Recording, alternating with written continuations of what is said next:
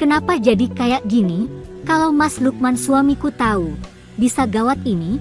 Batinku sambil merapikan keempat sur yang acak-acakan. Dengan sekuat tenaga ku coba menenangkan diri, dan berusaha berpikir jernih. Kuhilangkan semua pikiran kacau, namun tragedi yang begitu beringas masih terlintas jelas dalam pikiranku. Aku berharap kejadian tadi tidak diketahui Mas Lukman. Dia pasti akan marah dan menuduhku dengan kalimat-kalimat yang menyakitkan. Aku sangat panik.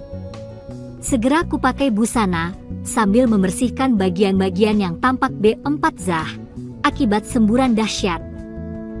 Ku kendalikan keadaan dengan sekuat tenaga, agar kembali seperti biasa. Maafin Lesti Mas, tadi nggak sengaja, batinku. Peristiwa itu begitu singkatnya dapat terjadi.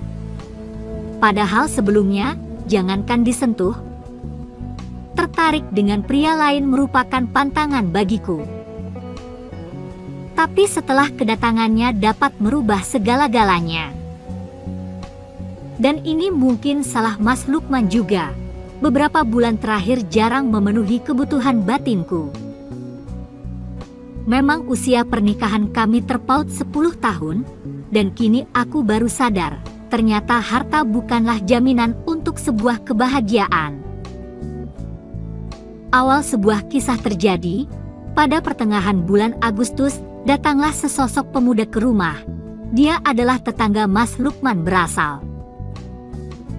Setelah lama mengobrol, ternyata dia seorang mahasiswa baru dan ingin kos di rumahku. Aku memanggilnya dengan sebutan Mas Caka. Kuperhatikan dia dari atas sampai bawah, cukup keren penampilannya. Mas Caka berpostur tegap dan tinggi besar, atletis pula. Awalnya sungguh aku tak mempunyai pikiran atau perasaan terempat padanya. Dan hubungan kami pun tampak biasa-biasa saja.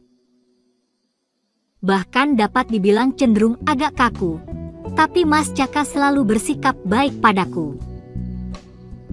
Kukui dia pemuda yang penuh simpati, sangat pandai mengambil hati orang, sehingga lama-kelamaan kekakuan itu berkurang. Kami berdua menjadi akrab.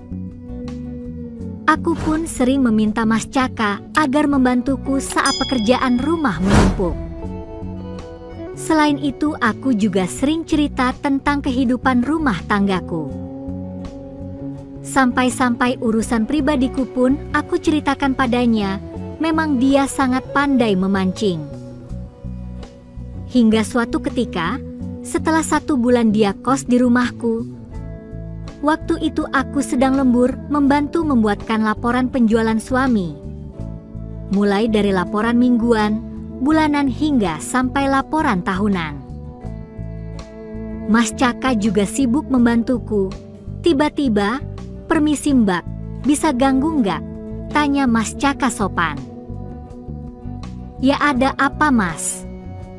Ini ada beberapa yang aku belum paham. Boleh minta penjelasan lagi Mbak?"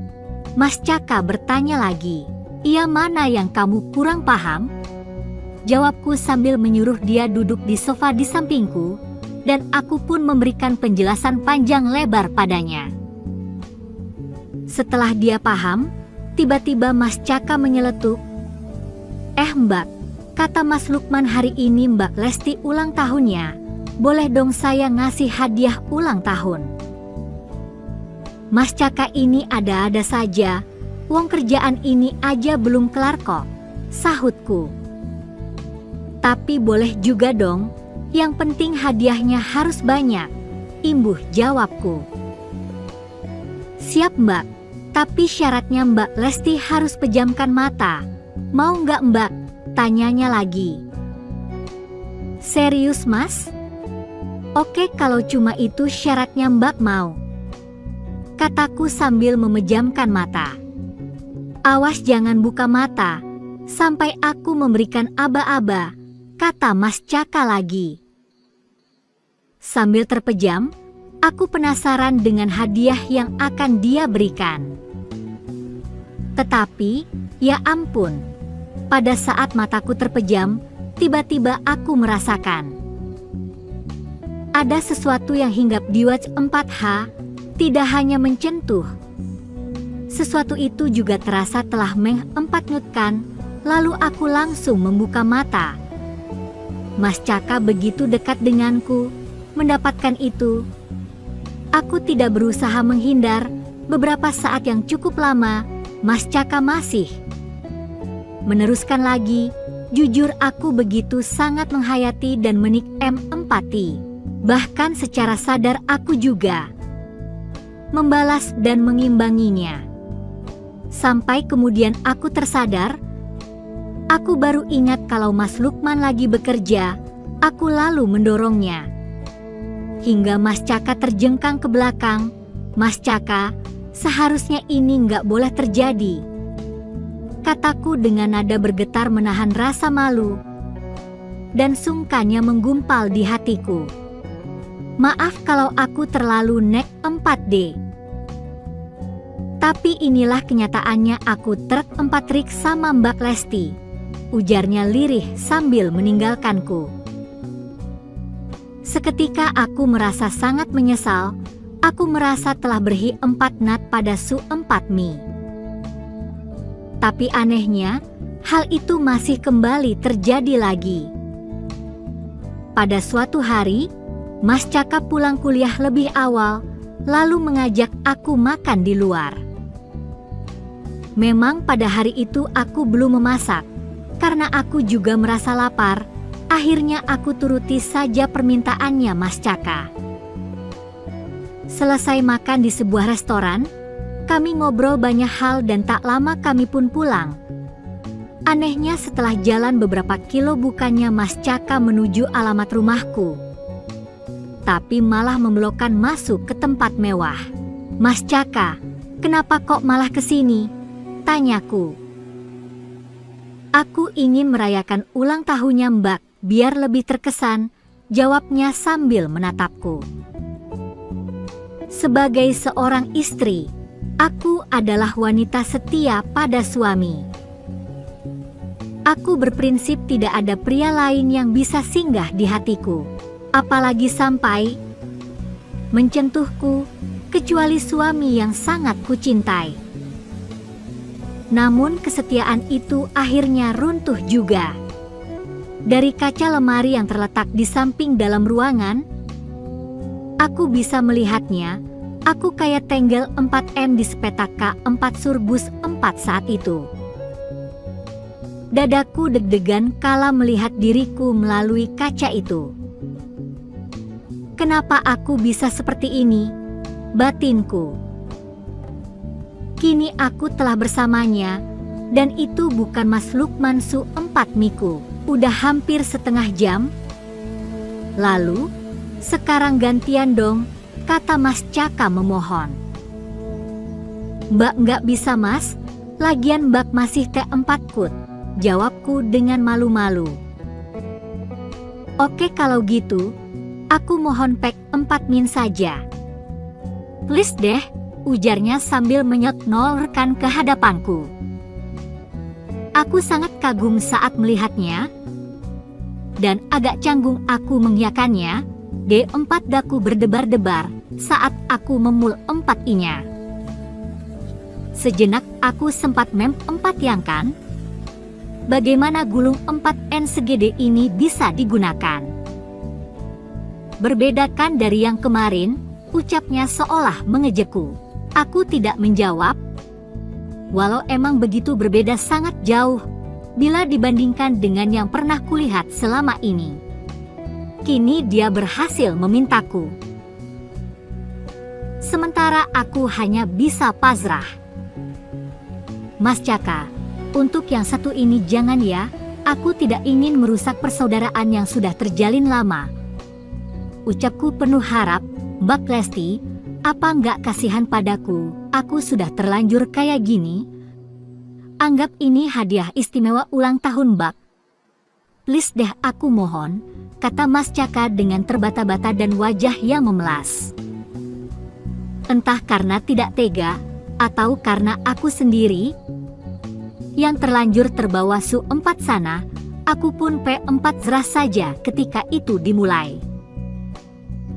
Perlahan aku ras 4kan gulungan itu mulai bisa mengusku, seolah penv yang kawer 4S4K4N. Aku pun terpaksa 4 harus bersu 4 raka 3R4S, tapi itu malah membuat Mas Caka sem 4 kin lebih bersem 4 ngat. Aku harus menunggu lama, karena tak kunjung tiba. Sungguh tak terbantahkan Inde 4 hanya bila dibandingkan dengan Mas Lukman yang hanya sebentar saja. Sambil berbis, Mas Caka menyut 4 hai, aku pun mengangguk pelan dengan suara yang tertah 4N, akhirnya kita pun saling main 4-4kan. Sejak saat itu, aku selalu menuruti semua yang dimintanya. Dan makin lama aku makin J4H4T pada Mas Caka. Pemuda yang usianya jauh berbeda, namun sangat main 4 trik per H4 tianku. Sekali lagi aku tidak tahu, bahkan dari hari ke hari aku semakin dek 4T dan akrab. Hingga pada hari terakhir, ketika dia mau pindah kos ke rumah budenya, Mas Caka mengajakku jalan-jalan. Awalnya aku menolaknya, khawatir kalau kedekatanku dengannya menjadi semakin tak terkendali. Dengan alasan bahwa itu hari terakhir dia kos di rumahku, Mas Caka terus mengiba. Sampai aku tak tega dan menyetujuinya. Tapi aku meminta hari Senin pas hari kerja. Hari itu pun tiba, aku dan Mas Caka berangkat jalan-jalan. Agar suamiku tidak curiga, kukatakan padanya bahwa aku akan pergi arisan. Ikut juga teman kuliah Mas Caka bersama kekasihnya. Awalnya suamiku protes, setelah kujelaskan panjang lebar akhirnya aku diizinkan juga. Kami berangkat menggunakan mobil milik kawan Mas Caka. Berempat kami jalan-jalan ke suatu tempat wisata pegunungan yang cukup jauh dari kotaku. Kami sengaja memilih tempat yang jauh, agar tidak mengundang pertanyaan tetangga, keluarga, dan terutama Mas Lukman. Setelah lebih dari 1,5 jam kami menikmati indahnya panorama pegunungan lokasi wisata itu, Mas Caka mengajak istirahat di sebuah rumah. Peristirahatan milik ayah kawannya. Setiba di rumah itu kami masuk untuk beristirahat. Tak lama kemudian, kawan Mas Caka dan kekasihnya menuju ke ruang terbuka yang ada di belakang rumah peristirahatan. Kemudian keduanya langsung hilang di balik pintu yang tertutup. Sayup-sayup terdengar suara mereka yang cukup ker-4S, hingga kedengaran sampai telinga kami. Sejujurnya aku deg-degan juga mendengar suara itu. Spontan aku teringat saat itu. Entah kenapa det 4ku semakin berdetak kencang ketika aku mendengar itu. Dan mem 4 yang kan apa yang sedang mereka lakukan 4N. Untuk beberapa saat, aku dan Mas Caka diam terpaku. Kadang sesekali kita saling beb 4 endangan. Tanpa sadar, tiba-tiba Mas Caka sudah begitu dekat, aku tidak dapat mengendar, bahkan aku juga membiarkan untuk beberapa saat. Mas Caka jangan, ini nggak elok kita lakukan 4N, kataku terbata-bata. Dia akhirnya melep 4 skan, emang betul, ini gak elok bak, jawabnya. Namun sudah terlambat, dengan sendirinya hal itu terjadi lagi. Sebelumnya aku tak pernah berpikir kalau peristiwa itu akan terulang kembali. Aku termenung menatap langit-langit ruang itu. Kembali aku telah lupa pada Mas Lukman Su 4 Miku. Ada sesal yang menggumpal di hatiku. Itulah pertanyaan yang bertalu-talu mengusik perasaanku. Maafkan aku Mbak Lesti, aku telah membuat Mbak seperti ini lagi, ujar Mas Caka. Aku tak menjawab. Kita berdua kembali termenung dengan pikiran masing-masing. Bermenit-menit dia mematung, tak ada sepatah kata pun yang keluar dari mulut kita berdua. "Hei, sudah sore loh, ayo pulang," teriak kawan Mas Caka disertai suara pintu yang dibuka. Dengan masih tetap diam, aku dan Mas Caka segera berbenah, lalu berjalan keluar ruang it. Sebelum melangkah dan tanpa kata-kata Mas Caka menatap, lalu melepaskan sesuatu, hingga sampaikan dia sebagai kesan terakhir di hari itu. Sesampai di luar dan mau beranjak pulang, "Hayo Caka, kamu apain Mbak Lesti kok sepertinya pucat kayak gitu?" tanya kawan Mas Caka. "Ah, enggak apa-apa kok, kami cuma duran aja tadi," jawabku sedikit malu. Sementara Mas Caka cuma bisa tersenyum. Kemudian kita berempat pun pulang dengan riang gembira. Seminggu sejak kejadian itu, rasa sesal masih menderaku. Yang diberikan Mas Caka begitu besar, aku tak menyangka dan sangat beda jauh. Tapi menginjak minggu kedua, muncul rasa rindu padanya.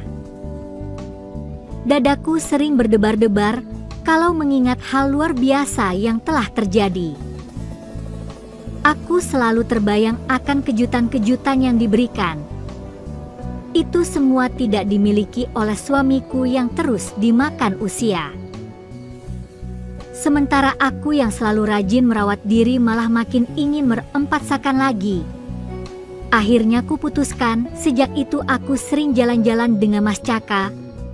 Bahkan hampir rutin sebulan 3-4 kali aku melepas keinginan dengannya. Dan dia selalu memberikan dengan begitu sempurna. Di setiap kebersamaan itu, selalu ada saja hal-hal baru. Kehebatan itulah yang membuatku semakin tak bisa lama-lama jauh darinya. Entah apa yang terjadi denganku, membuat aku lupa segalanya. Terima kasih telah meluangkan waktu membaca alur ceritanya. Ambil sisi positifnya, buang jauh sisi negatifnya. Wassalam.